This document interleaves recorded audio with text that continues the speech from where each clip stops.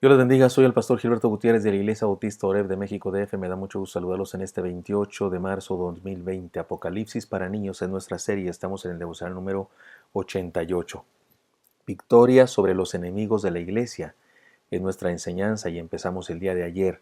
Apocalipsis 13, capítulo 13, versículos 1 al 18 y luego 14:1.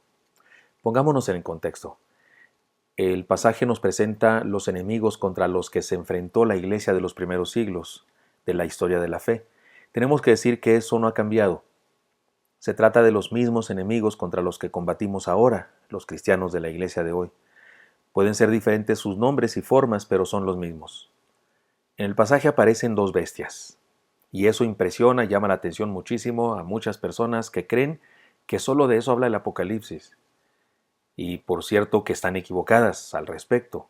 Sin embargo, conviene identificar esas bestias y entender cómo es que las debemos enfrentar. Recuerden, el Apocalipsis es un libro cristocéntrico y nuestra interpretación debe ser cristocéntrica, no bestiacéntrica, ni mileniocéntrica, ni anticristocéntrica, ni 666céntrica.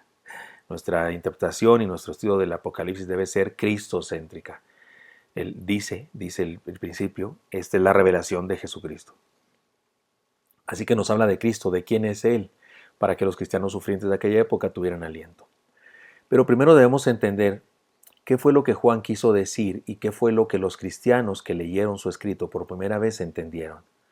Ayer aprendimos que la primera de las bestias, la que se identifica, al final del pasaje dice que se identifica con el número 666, es el poder de un gobierno humano que pretende destruirla. Eso concluimos ayer, esa es la interpretación que yo les comparto a ustedes.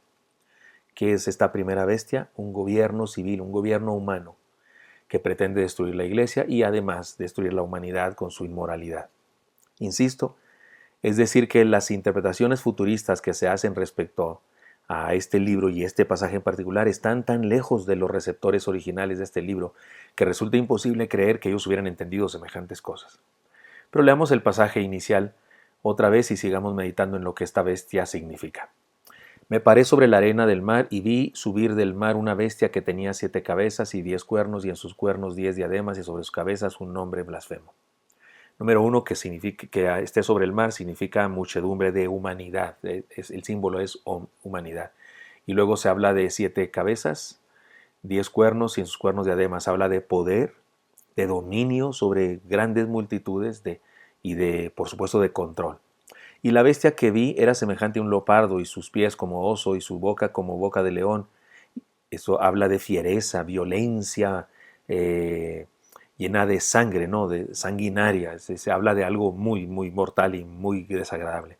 Y el dragón le dio poder y su trono y grande autoridad. Es decir, el diablo mismo le infundía poder. Y dio una de sus cabezas como herida de muerte, pero su herida mortal fue sanada y se maravilló toda la tierra en pos de la bestia. Y algunos piensan, los que interpretan, que esta bestia se refiere a una religión, una iglesia que durante la Edad Media dominó, que es la iglesia romanista o la iglesia católica de esa época. Algunos piensan que esta herida de muerte, pero que resucita, es la reforma. Yo personalmente creo que significa esto, que se trata de un poder que puede tener sus fracasos, puede tener sus derrotas, pero se levanta otra vez, como ha sucedido a través de la historia. Se levanta un reino poderoso que gobierna el mundo entero, que corrompe el mundo entero con sus inmoralidades, y luego después ese reino es derrotado, pero viene otro igualito. Se llama diferente, aquel se llama Egipto, este se llama Grecia, y luego este se llama Roma, y yo no quiero decir más nombres, pero porque me voy a topar con países modernos que ocupan el lugar de Roma de aquella época. Es decir, me parece que de lo que habla es de eso, de su capacidad de volver a comenzar. Y adoraron al dragón que había dado autoridad a la bestia, y adoraron a la bestia, diciendo, ¿quién como la bestia y quién podrá luchar contra ella? Esto ya no lo explico porque esto vamos a estudiar ahora.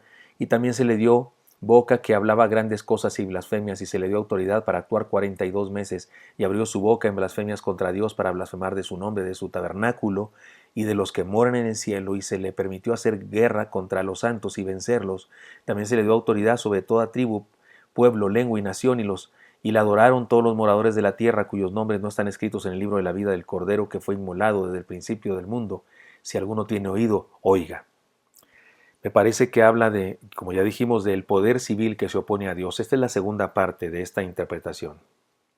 Y déjenme lo comparto así. Esta bestia fue adorada y por medio de ello se adoró a Satanás. Es interesante pensar en la razón por la que fue adorada. ¿Quién como la bestia y quién puede luchar contra ella? Es lo que decían. Así dijeron de ella las gentes de aquel entonces. Se trata de temor o de una democracia pervertida. Todos la adoraron y nadie se le opone. Por eso algunos decían, pues yo mejor me les uno. Así funcionan las ideologías. Pueden estar basadas en mentiras. De hecho, siempre están basadas en mentiras. Sin embargo, en vista de que todos la creen, resulta difícil estar en contra. Existe demasiada gente que se aleja de Dios por temor a ser original y diferente. Muchos cristianos inmaduros, mediocres o falsos se separan de la fe porque les resulta muy difícil deslindarse de lo mundano.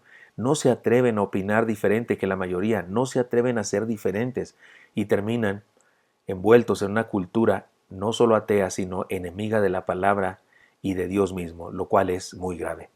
Los 42 meses que se mencionan, una vez más, señalan un tiempo indefinido de consternación.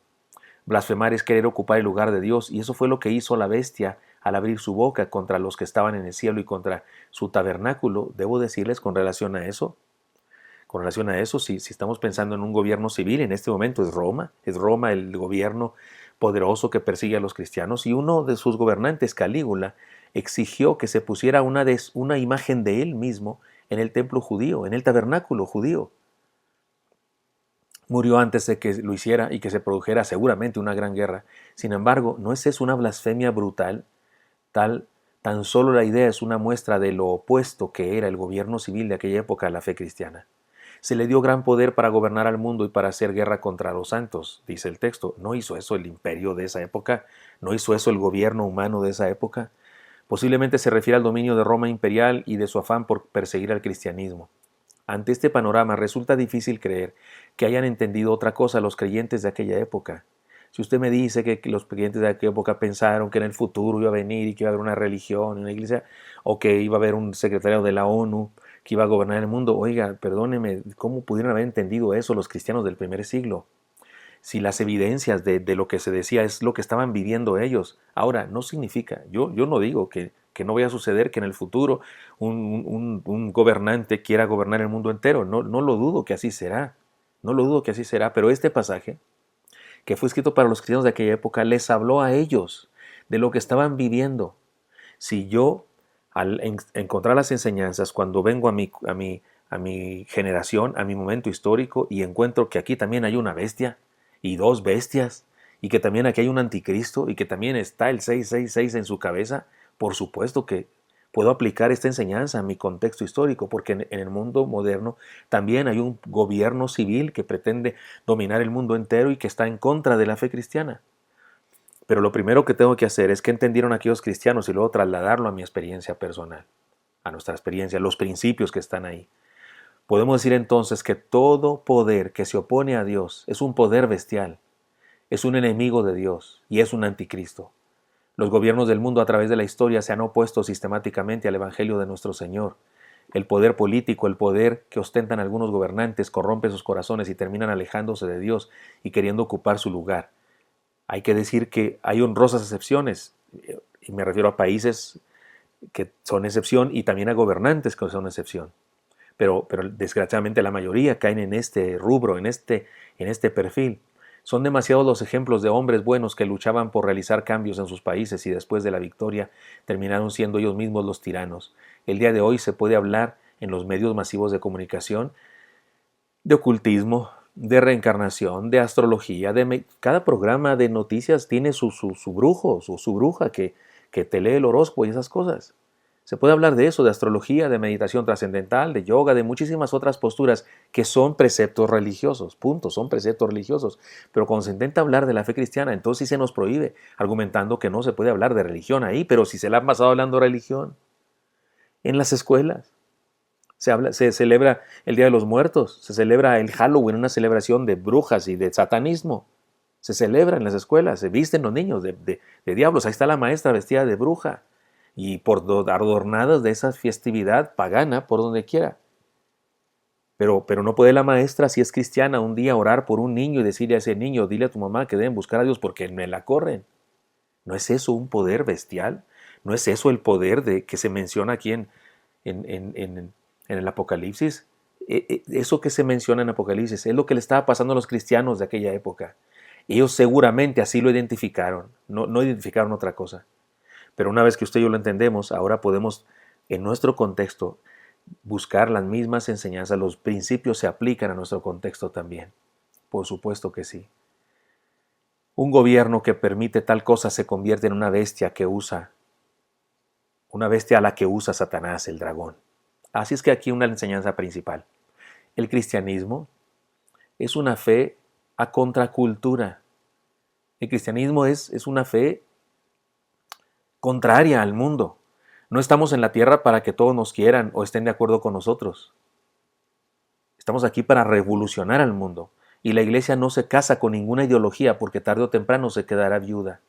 Así que no pretendamos embonar, conformarnos al mundo. Proclamemos la verdad que contrasta, que renueva y que salva de la corrupción. Así que identifiquemos a los enemigos. Y la iglesia de hoy y la iglesia de todas las eras ha tenido una bestia contra la cual combatir. Siempre ha habido una bestia queriendo destruir la iglesia. Me parece que podemos identificarlo como un gobierno civil, contrario a los valores de la fe cristiana, que persigue a la fe. Identifiquémoslo y hagamos lo que nos toca hacer, con las armas del amor, de la fe y de la esperanza que mencionamos ayer. Espero que este sea útil para usted y me encantará encontrarlo el día de mañana. Hasta pronto.